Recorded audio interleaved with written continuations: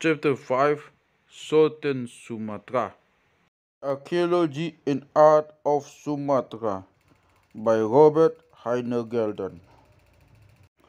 The Art of the Batak. It has been mentioned that distinct traces of the northern influences to which the Pasema sculptures as its origin has survived up to date in the art of the Batak. Art, as well as the entire civilization of the Batak, consists of elements of most heterogeneous derivation. For the present, the loving for strata can be discerned. 1. The megalithic monumental style which, as mentioned above, derived most probably from the late Neolithic quadrangular edge culture. 2. The style of the late Bronze and early Iron Age Donson culture. 3. Indian influences. And 4. Mohammedan Malay influences. It may be that some motifs originate in still more ancient Neolithic civilizations prior to the quadrangular edge culture. But this we shall only be able to decide when the historical analysis of the art of Indonesia and Oceania, which has as yet been scarcely begun, shall have advanced considerably. Apart from the Cyclopean stone walls of the Toba villages and some isolated and utterly crude and insignificant stone altars, megalithic monuments probably seem to be missing. Still, a varied and peculiar sepulchral sculpture seems to have developed here from originally megalithic roots. High and round stone urns with a stone lid and squatting figure on the top, and mainly the Toba stone coffins, receptacles of the bones after the corpse has decayed, belong to the sort of plastic art. Into the front of the coffin, a squatting figure is chiseled, and above it a large face with horns similar to those so prominent in the architectural sculpture and other carvings of the Batak. Sometimes there is another squatting figure at the rear end of the coffin. The whole is characterized by sweeping lines and round forms peculiar to Batak art figure 23. This shape of coffins is said to have come into use only in the course of 19th century. During the last decades, the under European influence cement domes with inscriptions and decorations of horned heads, singers of stylized buffalo heads, were substituted, final and utterly degenerate epigods of the ancient megalithic tombs. Batak sculpture, on the whole, seems to be rooted in the old megalithic art, although in its significance, its motifs, and to some extent its style have undergone many a change through influences from Eastern India and Asia. The ancestral effigies, for instance, which belong to the megalithic culture, are receding in number and importance between the magic figures. Winkler even maintains that the Bata possess no ancestral figures at all, save those of the Bata Hiduk, the legendary tribal ancestors to whom they pray for offspring. This study is going too far. According to one of the native informants of Wagner, for instance, wooden or stone effigies will be erected on a hill or near a spring for ancestors who have been exalted to the status of Sombaon. False 2 occasionally mentions ancestral stone figures. In some parts of the country, stone figures, even life-size ones, are erected on the graves or as monuments for the deceased. Some of them represent the dead man riding an elephant or horse, thus displaying Indian influence. Figure 74. Wooden board carvings too, with human figures are to be mentioned, figure 25, but much more numerous than these eschatological figures are those devoted to magic. Among these are figures meant to avoid evil spirits and others which after having been animated by fixing some hair or nails, etc., on them are over to the illness-creating spirits as substitutes for the sick persons. But most important of all are figures animated by means of pupuk ointment, extracted from parts of the corpse of a person specially killed for this purpose. Such figures become the seat of the victim's spirit, which has to serve his murderers as Pangulubalang. See page 87. i.e. protector and lie against human and demoniac enemies. Figure 30. The old form of the rigidly frontal squatting figure of the figure standing with bent knees is maintained almost without exception, though some of these figures are rendered with good craftsmanship. Figure 72. They hardly ever attain the artistic quality of Neasian sculptures. Smaller objects, such as receptacles of magic medicine, pupuk ornament, etc., often are of greater artistic value and charm. As a rule, these receptacles are made of buffalo or hill antelope horns. Figure 73-75.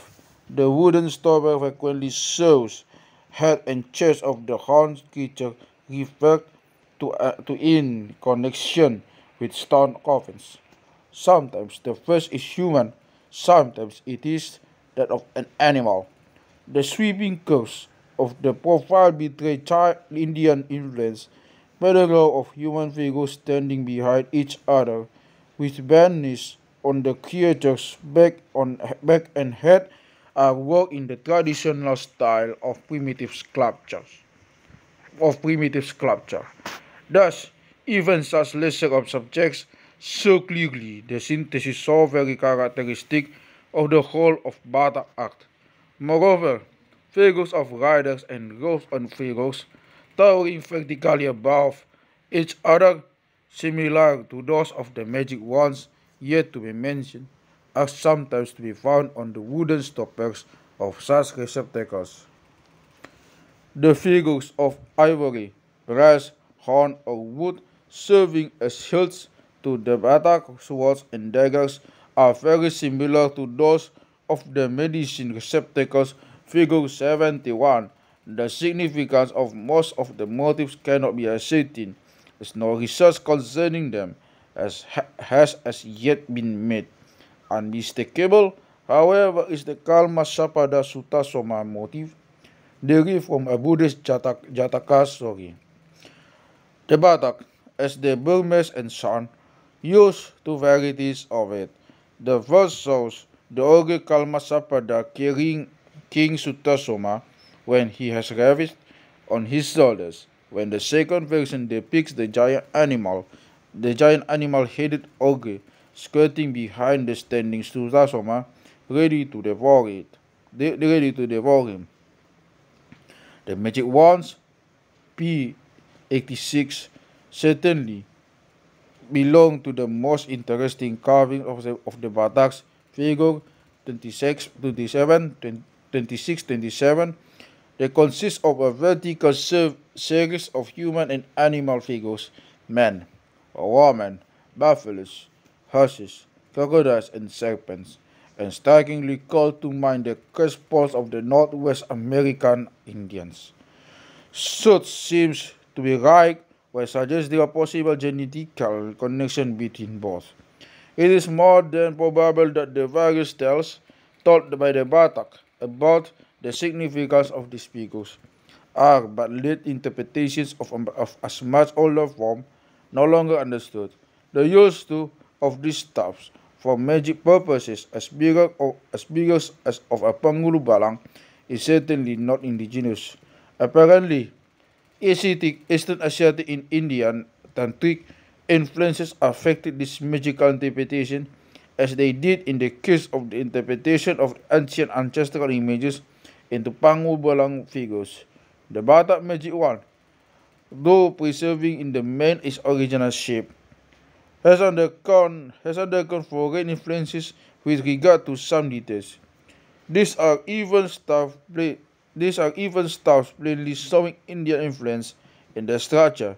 Though a large number of them are artistically insignificant, there are some that excel by daring imagination, minute execution, and an excellent rendering of the magic demoniac spirit of their subjects.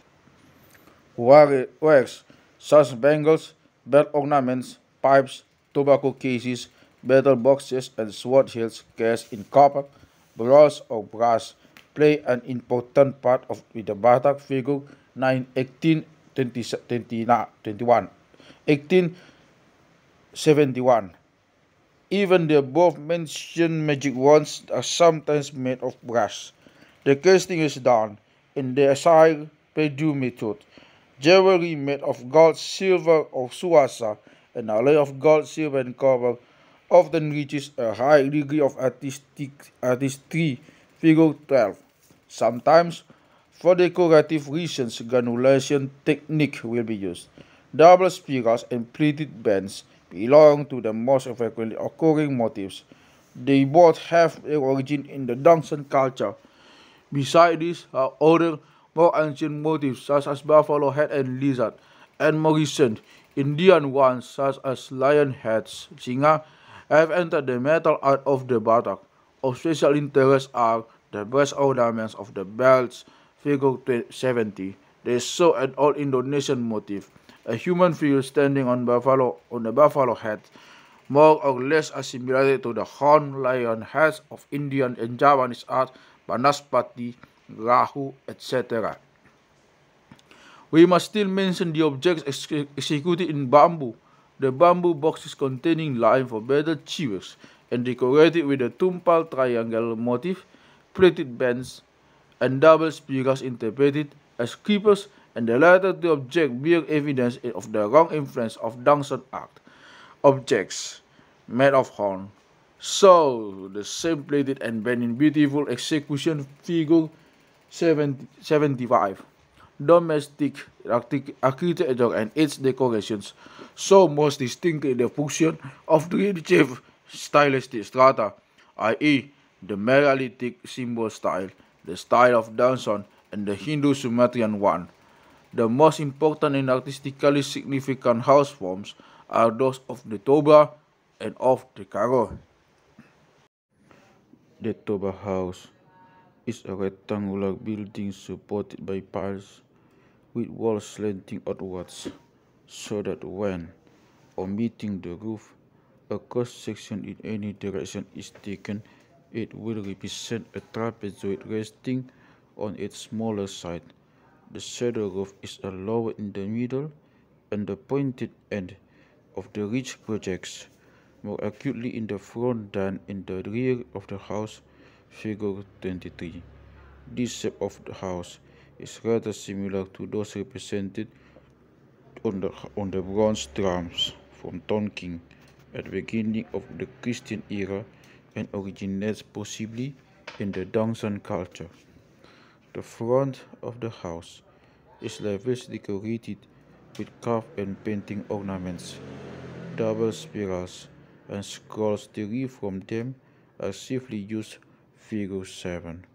According to the bow, these latter are supposed to represent a sort of seaweed Siandok Nilaut, though they have obviously been assimilated to creeper trenders through Indian and possibly Malayo-Mohammedan influence.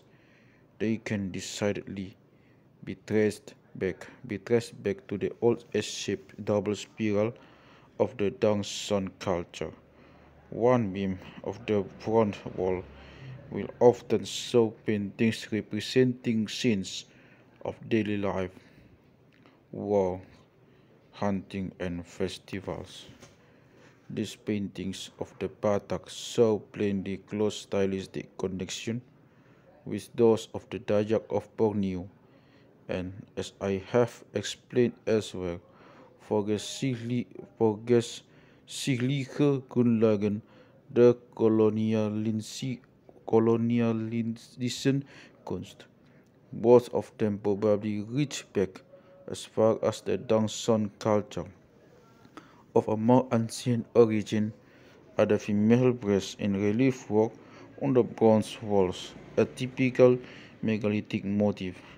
The carved lizards, symbols of Boraspatini Tano, deity of the earth, and probably some of the frequent circular motifs, which are perhaps connected with the megalithic rosette, are also of older origin.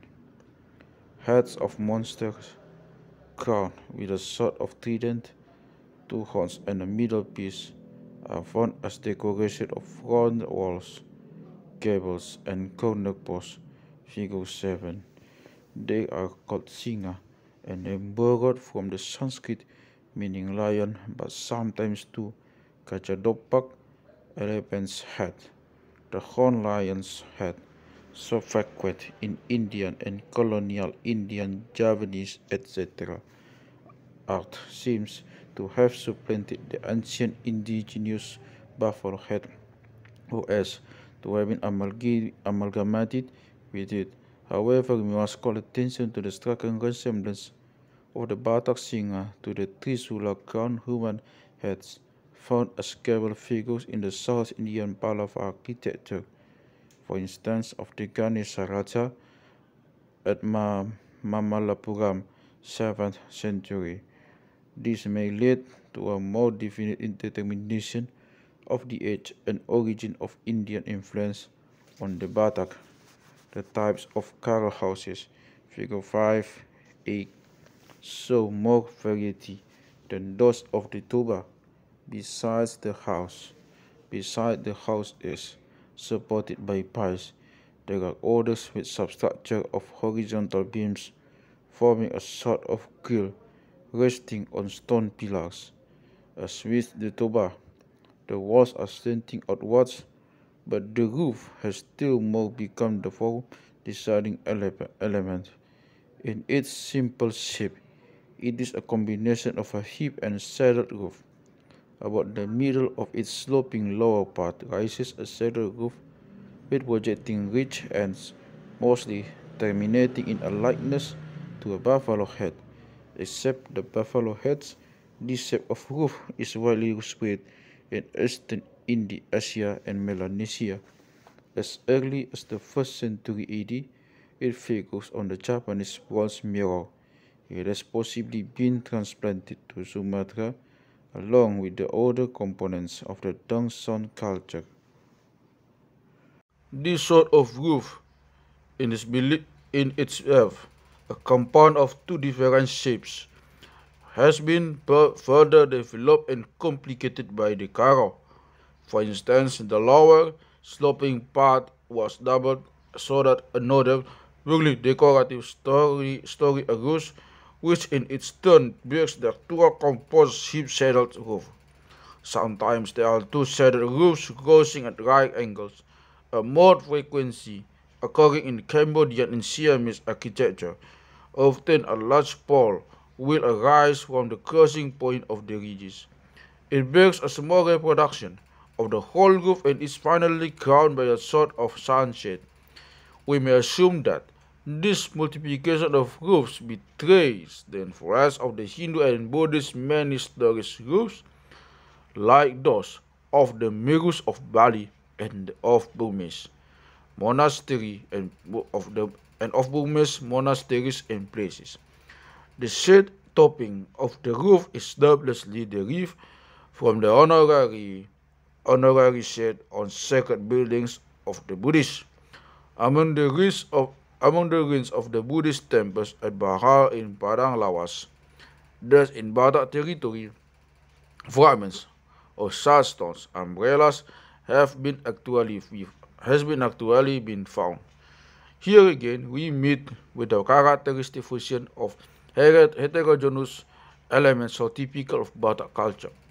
The Karo as well as the Toba paint scenes of daily life of legend on the walls of the houses, but the scroll motif is by far not as frequent and well developed as in Toba art. The Cairo prefer motifs of a simpler nature, some of which are geometric, and our most never missing motif is a sort of geometrically conceived lizard form of the fibers of areng palm tree, by which the planks of the walls are fastened to each other. Though the houses of the Toba in Cairo are exceedingly attractive because of their fantastic roofs, beautifully proportions, and their lavish and tasteful ornamentation, no time whatever is made is disposed of there in one space. There are not even fixed walls separating the lodgings of the different families. Finally, we must mention the illustrations in the Batak box, figure 28. Though the significance of the objects they represent is rooted solely in Indian magic and astrology, the style is obviously connected with the indigenous style of the wall paintings. We will consider it of great advantage if a more true analysis of Batak art than was possible in this limited space were made. This would bring forth and most probably results of far more than local interest and would yield important indications for the history of Eastern Asiatic and even Oceanic civilizations. The influence of late Bronze Age Dongson culture will be found, as in the sculptures of Pasema and the art of the Batak in other parts of Sumatra. Even the ornamental art of the Mentawai Islands is rooted in the Dongson style, with spirals and pleated bands, quite contradictory to the otherwise primitive character of the culture. However, this style has also formed the basis of the art of a much more cultured people, the Minangkabau of Central Sumatra.